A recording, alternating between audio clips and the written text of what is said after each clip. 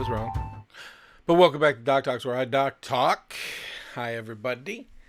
We're going to go into Druids Part 2 today. And I'm glad y'all are here, and I hope you're having a wonderful time. For everybody who came out, it means so much to us that Bros and Dragons is getting back on track, getting the traction that it once had. The watches, we see these things. So when people watch them later on, we see that when we put them up on YouTube, people watching it. And just as a reminder, next Friday is hopefully the release of episode 1 in podcast form, which will actually be episode 51 in Bros and Dragons, since Bros and Dragons is already out there. Seasons 1 and 2 could be listened to right now, and that'll get you going into season 3. And they all are linked together, believe it or not, even though it is a new cast, new characters, new place. It's an amazing concept. We have been working with different creators. We put it out on our Discord. So the NerdWorks channel, we're trying to expand it. And what I mean is we want to run more content more often.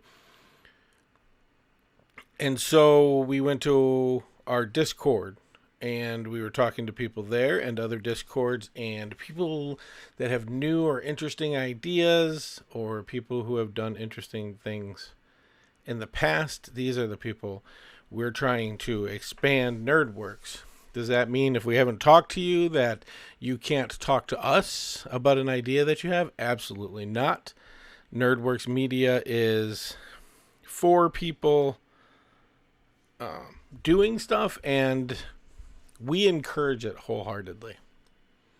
We're going to continue on with Druids today, but I did, and I still want to reiterate that very blessed on having people out there, having people interact. It means so much to us. It's great to have people. It's great to have people here. I love when you guys talk in here. I love when you ask questions and I can answer them. But we're going to get back into Druids. Before we get started into what every Druid has, I just want to touch base again so that we remember that Druids are based in historical books. But the lore might be a little different. And there's nothing in the rule books of any game, including Dungeons and Dragons, that says that your Druids have to fall within a category. Now, I played in 2E. It was really strict. It did fall into a category, but even then did not have that straightforward, here's what's going to happen attitude. So remember, historically, there's two types of Druids. There's the healers of the time. So before we had physicians and doctors, these people were herbalists and traditional workers, and they would go out and hunt different herbs, roots, and make concoctions to help people. And people would call on Druids for ailments. The second historical one that I can find that is separate are the forest dwelling, or what they called barbarians or barbaric tribes during Romans' time, specifically in the British Isles. I hope I'm saying that right. But they were, both can be commune with nature. Both of them have extensive knowledge of plants, plant life, how they can help, healing. And if you use this as a base, you are really going to have an interesting Druid. In Dungeons and Dragons 5th edition, every druid's going to start off with the exact same thing. So let's go over that before we jump into the different ones. Hi, Wednesday. Thanks for stopping by. Hi, people. Thanks for stopping by. Every druid starts with proficiency in light armor, medium armor, and shields. I was very specific in that DMs, when you have somebody who wants to play a druid, but they want medium armor, they want shields, they want different weapons that are traditionally metal, and they want to play a druid that shuns metal, I really request you not to make that difficult. And again, if you want the properties of Ironwood, just reach out to Nerdworks Media or myself, Doc, and I will get you those so that you can continue to have a game where your druids and your players are getting what they need to play the kind of character that they want to play. You don't have to make characters godlike and good at everything as long as they meet the idea that your players have. And again, I have the Ironwood stuff I'm willing to give you. Weapons are way more specific on what you start off than most other classes. So really specific. Clubs, daggers, darts, javelins, maces, quarterstaffs, scimitars, slings, sickles, and spears. Since this is all they get to have, make it available in your game. And if you have a magic weapon that would work well for your druid and you know what type of weapon they use, you are absolutely okay. I encourage you to make those weapons Ironwood if that's what they're playing, but available to them. Most weapons, magical weapons, their properties can be transferred over to any weapon, and they can fit within that category. The extra proficiency that druids get at the beginning are herbalism kits. It kind of covers what I talked about, but in the book, on page 187 of the player's handbook, under downtimes, it talks about crafting, and herbalism kits, specifically in Dungeons & Dragons 5e, allow players in downtime to make antidotes and potions of healing. Allow your characters to have downtime, trust me. All druids speak Druidic, which is a language. It's a secret language that if you're not a druid, you don't understand. You can't decipher it without magical means, and even that's temporary. You can't even notice it without a perception check. And as I looked that up a little bit more, a perception check where you're looking for it. It's not something you accidentally see. So that depends on the DM, but traditionally that's how it's done. All druids are a divine caster of some type. They will get up to 9th level spells. That's where everybody wants to be. And a lot like the cleric, when a druid's out of spells, they're not useless. They have other options. Unlike a cleric, they have more options. So one of the options they have is the wild shape option. All druids have this, and simply put, twice a day for an hour, for hours, equal to half the druid level rounded down. So at level 4, it's 2 hours. At level 5, it's 2 hours. The druid can turn into a beast, an animal that they know, that they've experienced before in the rules. Different DMs do this differently. You can make a list to give to your players that are playing of what they would have ran into. You can leave it open-ended. There's no right or wrong way. I like the idea of a lot of people that I play with, if you give them too many options, they don't know where to go with it. So the simpler the list, the better it is for the player. And that's just something I've noticed over 20 plus years of playing games, is just make it, you want a lot of options because people like options, but you want the options to be based in easy to manage increments. With that wild shape, they always maintain their intellect, their wisdom, and their charisma. All the other skills go to the skill of the animal. And you have to read through it. There's a long thing, but pretty much as a wild shape, you get new AC and HP to the animal that you turned into. That is not the same as yours. However, if any damage that takes that animal to 0 changes you out of wild shape and there's extra damage left over, you do take that damage. It is just how it is. There's nothing to that. Your DM might not do that, but that's how the rules are written. You do get a bigger pool of hit points with this, but just remember that it goes over. And one of the other disadvantages is you can't cast spells while beast-shaped until further on as a druid. Again, this is something I've mentioned before. I'll mention it again. Is you can cast a concentration spell, wild shape, and maintain that concentration. It doesn't go away. So keep that in mind.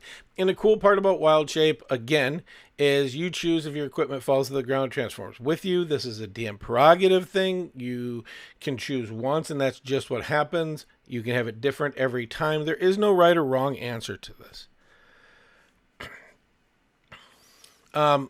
Just give it a read through. Just make sure you understand it. And as your wild shape improves at 4th and 8th level, the CR of the animals that you can turn go up and the restrictions go down.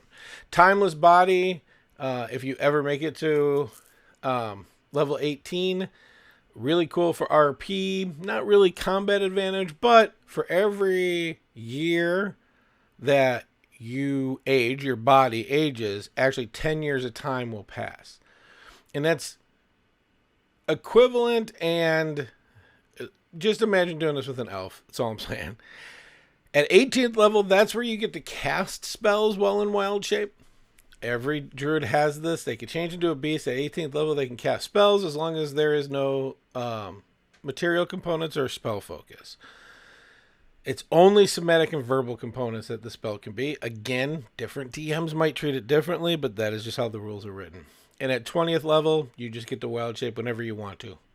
For fun, all the time. There's no limit.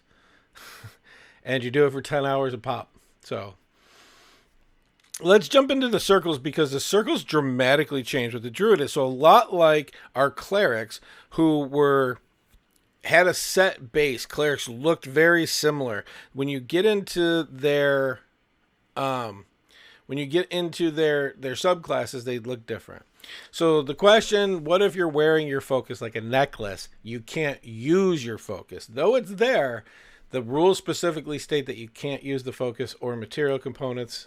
It is material components. A spell focus takes over for material components, but they are the same rule set. And again, it all depends on your DM. Your DM might change that as well, but that's kind of overpowering, that whole thing. But hey, here we go. I've seen a lot of stuff lately on social media about making super powerful characters and why DMs should just allow people to do it. I'm telling you, 5e is easy. You don't need more. It becomes less strategy. If you're really going for just full roleplay, do whatever you want. Games are just that, and especially D&D 5e. I've said this 100 times. I'll say it again so that it's in podcast form even more. The rules of this are written as a guideline. They're not written like rules of the past, where they were just the dead set rules of Dungeons and Dragons. The difference of D&D 5e is that the rules are guidelines. My doggies are hearing something. Woof, woof, woof. Sorry, people. That I can't prevent that. So we're going to get into the circles, and hopefully we can get the doggos to be a little quieter. The first one I'm going to do, I tried to do these in alphabetical order, and I'll be honest, it was really weird looking through this in alphabetical order. So we're going to start with Circle of the Dreams. Circle of the Dreams is a very unique druid class. I've played one. So we're going to go through this so that you understand each one of the Circle of Dreams and how they work. So at 2nd level, you get something called Balm of the Summer Court. So basically at 2nd level, you get a pool of D6s that are equal to your druid level. Tapping into the subconscious all the time, your consciousness is linked to this dream world. And it happens in Dogma, it happens through the Feywild. D&D, however, you choose to set that up. I will say it again. It doesn't matter how it happens. As long as it happens, the end result is what the mechanics say. That's what makes things even. So basically what this does is these D6s become a bonus action commodity for us. So the rules are more of a guideline. So using a bonus action, you can choose an ally 120 feet that you can see. You can only spend up to half of whatever those D6 are. So if you have 6, you can only spend 3 at a time or less. You roll the d6, you add them together, and you can heal a target, as well as giving them 1 temporary hit point per dice spent. You have to pay attention to this mechanic because there's a lot in this mechanic.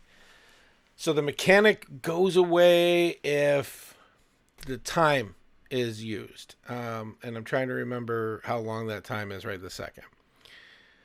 If they run out of hit points, temporary hit points, etc., it kind of just expends the temporary hit point thing. So if one of those two things happen, you get all that back after a long rest. It's not even half like hit dice are when you're doing a short rest. So it goes well. Thank you. Thanks for stopping in. At 6th level, you get something called Hearth of Moonlight and Shadow. So basically, whenever you take a short or long rest, you actually just create a protective dome for you and your party. It gives you full cover. It gives you the ability to have a light inside that is not seen on the outside of the dome. You also get a +5 to stealth if you're trying to hide with it and be quiet. You get a +5 to perception to see out of it because you're hidden. And these bonuses, though they're awesome, it's a really cool mechanic in the game to keep you protected, especially if you need a short rest. You can hide, but you're in an area that you don't want to be in the open. Well, hi, G-Rath. At 10th level, you get Hidden Paths. You gain access to Fey hyperspace lanes, right? But they're not that far, so don't get too into that. But basically, using Feywild and its magic and its lanes and its transportation lanes, because dogmatically the veil is thin, so we go back and forth to the Feywild. I can move myself, or my character can move itself, up to 60 feet into an unoccupied space, or I can send a willing creature.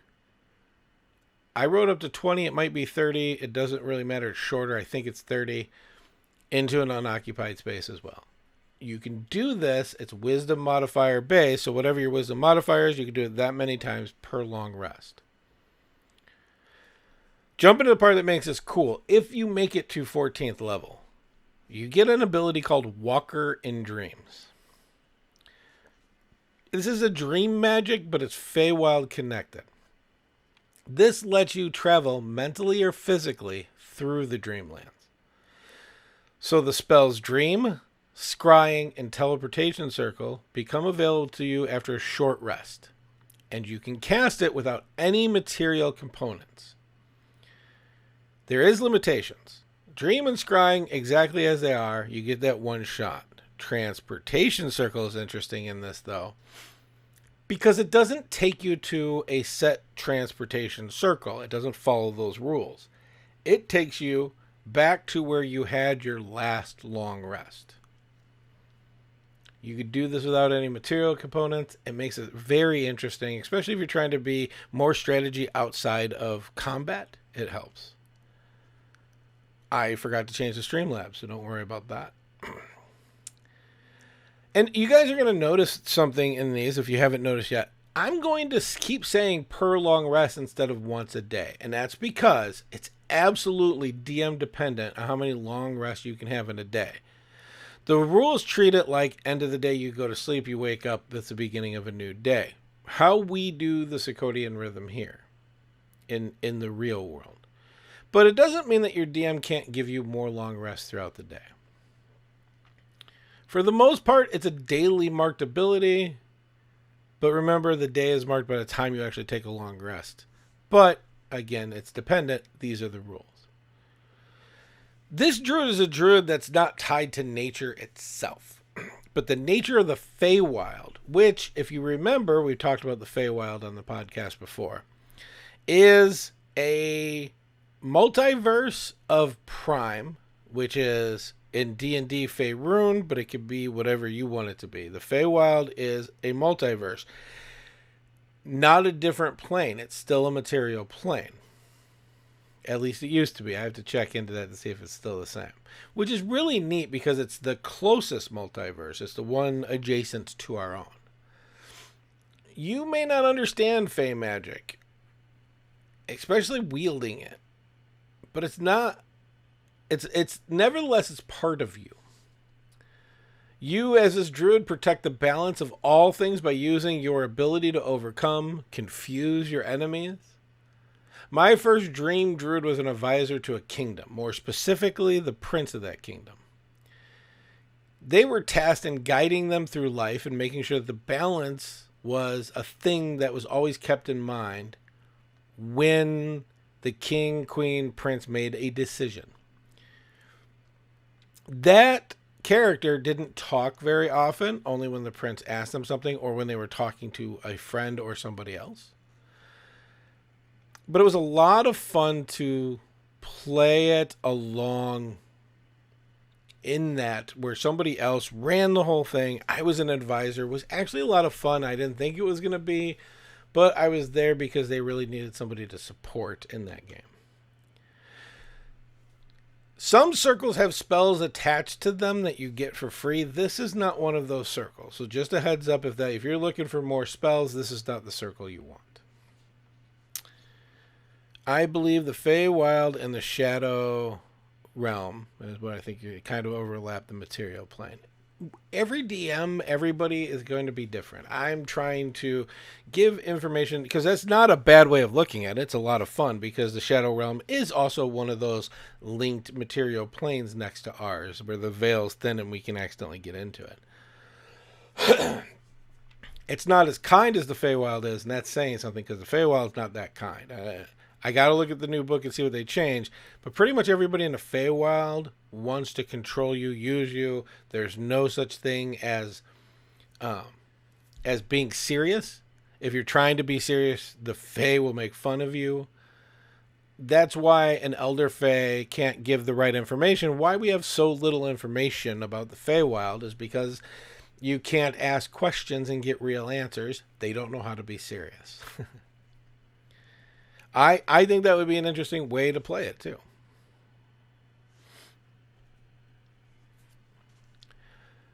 So we'll go into Circle of Spores. This one's a little bit more interesting, and to be honest with you, if it's probably the one I think closely resembles my headspace on what druids are. So you do get spells in this one. You're very connected in the fact that your body produces spores. Fungus is very important. They see a beauty in the decay. Out of all the druids, this one's very druidy to me. And more so not because, and I knew somebody was going to say it too, not because shroom druid or anything along the lines of that, but more druids protect the balance. And usually it's the balance of nature, but sometimes it's the balance of nature, civilization, and everything. So druids see the whole cycle of life. Death is different to a druid than it is to most other things. And so having a druid circle that loves... Hi, Game Dad. Having a druid circle that is about decay and death and the beauty and the cycle and having that part of the cycle that they protect is amazing. At second level, you get to choose this circle. You receive something called Halo of Spores. You gain reactionary necrotic spore damage that levels with you. It gives... So again, it's a reaction you can use where things that you're fighting or that are around you can have a con save and not receive any damage, but it gives you something else within your reactions instead of just attack of opportunities. An attack of opportunities in D&D is when the enemy moves out away from your space, not forcefully, but chooses to move. You get an attack of opportunity. And again, DMs are different, but that's just the rules. Second level, you also gain Symbiotic Entity. Because why not wizard this? So, you have Wild Shape. It's something you get as a druid. But now you can use your wild shape to awaken the spores that are around you. When you deal hail of spore damage using symbiotic entity, you get to add the damage dice as a second extra damage dice. So if it's 1d8, you get 2d8. Your melee weapons do an extra 1d6 necrotic damage, and you gain 4 temporary hit points for each level of Circle of the Spores you are. This lasts for 10 minutes until you lose all the HP or you wild shape again, whether it's using it again in the spores to reset the times, or you're using the wild shape to actually change into a beast. At 6th level, you get fungal infestation. I know they sound amazing, so appetizing. I hope I'm not catching anybody at dinner. Basically, small or medium beasts or creatures, so it doesn't matter, creature or beast that's small or medium that dies 10 feet from you, your spores go in and turn it into a zombie. It has zombie stat blocks, it has 1 HP, and it lasts for an hour.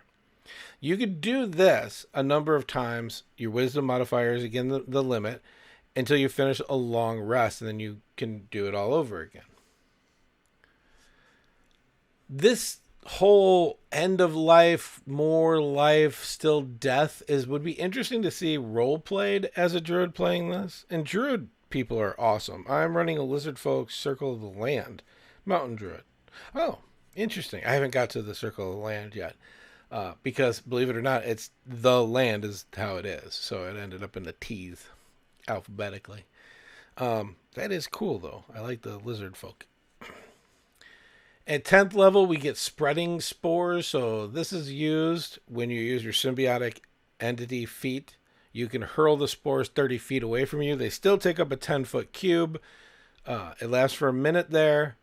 But it also gives one extra effect.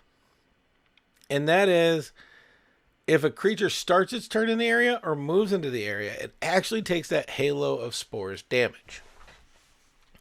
The downside is, while you're doing this, you cannot use halo of spores around you or separately. It actually followed that spore group that you threw it.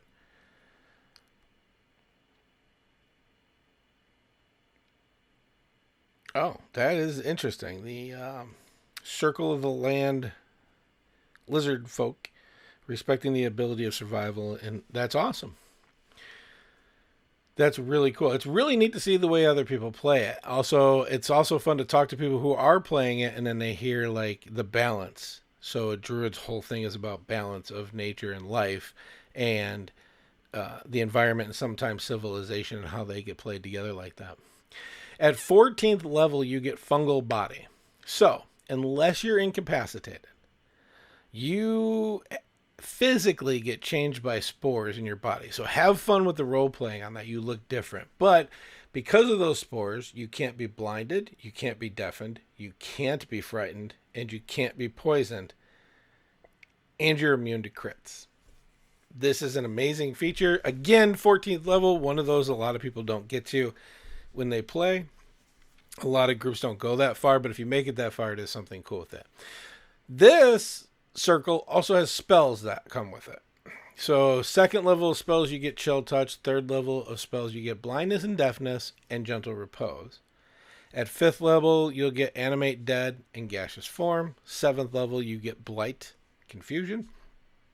And 9th level, you get Cloud Kill and Contagion.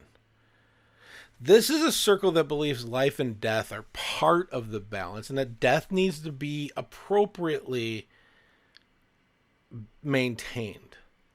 It's also usable to maintain the balance of everything. These druids do love nature, but they know that everything can and must end. It is a possibility that needs to happen. Also, make sure that somebody in the party has prestidigitation, or as we've come to call it, magic shower in the party, because that's a fungal person. And have fun role-playing that. The last one we're going to talk about tonight also is one of those that has a lot to it. It's Circle of the Stars.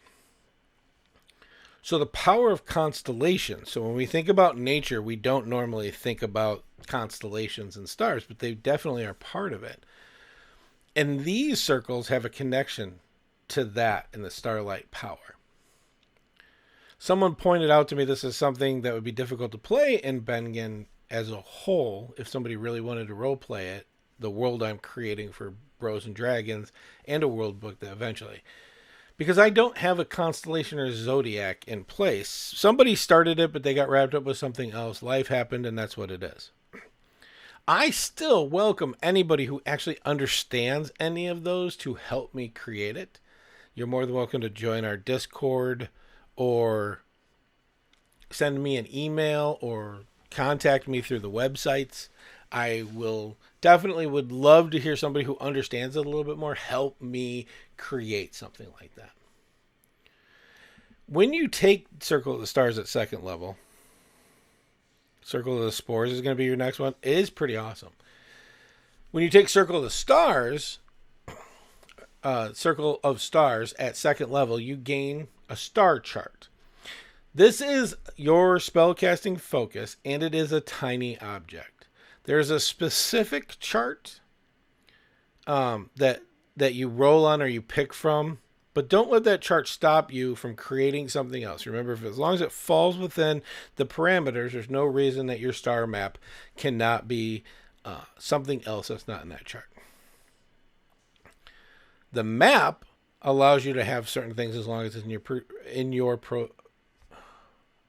The map allows you to have certain things as long as it's in your possession, and I don't know why that word was stopping me. First off, you gain the guidance cantrip for free. You get Guiding Bolt prepared. It doesn't count against the spells that you prepare. Also, on top of it, you could use it on your spell slots, but it also lets you, the star map lets you cast it a number of times equal to your proficiency bonus that resets after each long rest as well. So it actually gives you a couple more for Guiding Bolts. If you lose the map, you lose these abilities, but if you lose the map, there is a ceremony you have to do to create a new one. It needs to be done during a short or long rest, and it destroys the previous map. So if it was stolen, you can destroy the other map by creating another one. The map is essential as not the spell focus for this, but more as that balance trinket that you have. So keep that in mind if this is what you go with. At second level, you also gain something called Starry Form. So as a bonus action, you can become a starry form rather than a beast for your wild shape. You glow the star chart for that constellation, and the lines are all connected. The blackness overcomes it, and you become that constellation. It gives you 20 feet of light, 10 of it's bright, 10 of it's dim. Some of you guys have DMs that track vision and stuff like that. The three that are on here are Archer, Chalice, and Dragon. So if you become the Archer, when you make an attack, you can make a spell attack, hurling a luminous arrow out of nowhere. It only has 60 feet, so it's not like a regular bow and arrow. It deals 1d8 plus your wisdom modifier of radiant damage. That's pretty nice. It's like a bow and arrow with unlimited arrows. If you have one of those DMs that makes you track arrows, or if you're like me and you track your own arrows. The Chalice allows you to use your spells, this spell-like ability, to heal a creature. So you or another creature within 30 feet. Let me rephrase this because I'm saying it confusing myself and I know it. So if you use your spell to heal a creature, you can also pick yourself or another creature within 30 feet, and they regain 1d8 plus wisdom modifier and healing.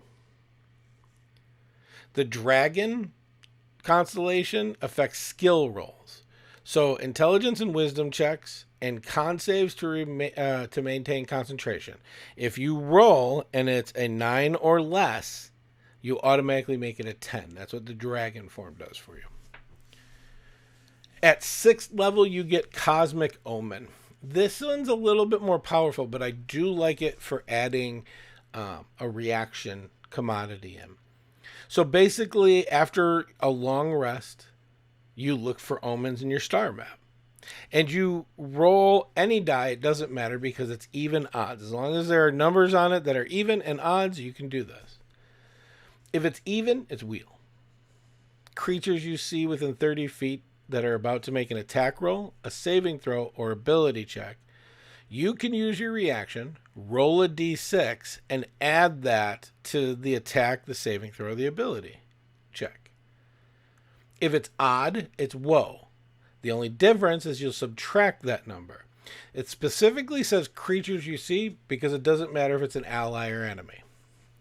You can change that however you want. And when it comes to balance, who's really the allies and who's really the enemies? At 10th level, I actually wrote that in here. At 10th level, you get the Twinkling Constellations. This ups your starry form. So when you do starry form and you become either the archer or the chalice, you get 2d8 instead of 1d8. And if you become the dragon, you now have a fly speed to 20 feet around, or you can hover. You can also change the starry form at the beginning of each one of your turns, so you don't have to keep it through the whole thing. When we get to 14th level, again, we're talking about that level that a lot of people don't get to. While in starry form, you are partially incorporeal, and now you're resistant to bludgeon, piercing, and slashing damage, whether it's from magical or non-magical sources. Whatever it is, you're resistant to it. I've never played a Star Druid. I've heard stories of people playing it. I find it interesting. I would love to hear your stories if you've played it, because I want to know how you would role play that, because there are things here that I haven't had the opportunity to role play and I haven't really thought about. One of them, wild shaping into a constellation form, is interesting. But how would that look? Would it look like you're wearing a bodysuit with a constellation on it, that wherever somebody looks at you from, that's the constellation they see? Does it form where you become the stars themselves? I have no idea. Are you a material form of that, which is interesting in itself as well. The important thing is when you're playing a druid, druids have a lot to them. So if you're brand new to the game, it's probably not the one you want. You should do like a one-off just to get into the feel of it. So rolling, understanding the ability scores. Somebody did recently ask me what a full set of dice was. So I did want to cover that, and that's why I left myself a little bit of time today. Let me see if I can find these. So I can also describe them because this is going to be a podcast, and I don't want to confuse anybody. So there are 7 dice that make up a full set of polyhedral dice, and that's what you need. That's the name. And I know what the other one I'm missing is. There we go. The first one is the D4. These D4 that I'm holding up are triangle or pyramid looking. These D4 are traditional. New D4s today look more like a top that spins, less like a caltrip to hurt people, and I'm gonna guess they do way more or way less damage in the end. We move our way up to the D6, which is the traditional die. This is what people use in almost everything. The D8 is 2 pyramids on top of each other. 2 D10s, they have different single numbers and then a double digit one. A D12 and a D20. So whenever somebody asks you to do that, these are the ones you want to roll. I don't have a lot more time. Thank you guys for coming out. I love you all. I'm sorry for cutting it short, but I'm getting a phone call, so I got to go take that. I just want you guys to know. I want you to keep it nerdy and live your dreams. Later.